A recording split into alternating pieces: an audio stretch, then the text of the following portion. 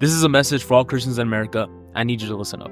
Liberation Day is tomorrow, November 5th, and it looks like a lot of you aren't going to be voting. Something like 40 million Christians say they're not going to vote, which is crazy because that's enough people to sway the results of the election either way. Now, I'm pretty sure it's obvious which team I'm on, but the point of this video is not to try to sway you to agree with me. The point of this video is to try to sway you to do what God's calling you to do. Because as a citizen of heaven, you have a responsibility to God to enact His will here on earth. And as a citizen of the United States of America, you have a responsibility to say how you want your leadership to be. And if you're okay giving that up because you think elections don't matter or you can't find the perfect candidate, then that means you're also saying that you're fine with letting evil take over because you're not willing to take a stand for the truth and for justice. God gave you a voice. He gave you a vote.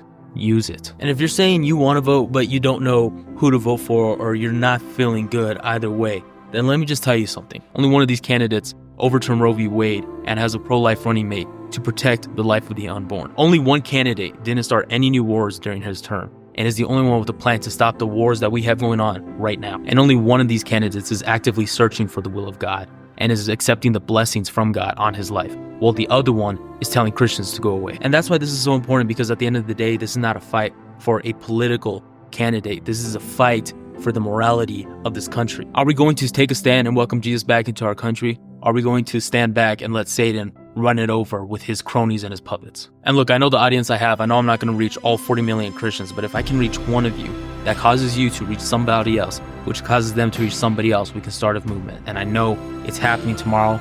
Probably not going to reach so many people, but you know what? The majority of Americans are going to vote on November 5th. And I want you to take a stand for God and be one of them. Because at the end of the day, when we take our last breath here and we show up at the pearly gates, we're going to have to give an account to God.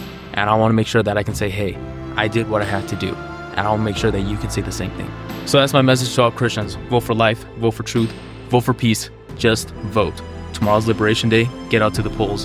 And hopefully, God willing, we can make America great again and we can make America Christian again by giving it back to God. God bless, my friends.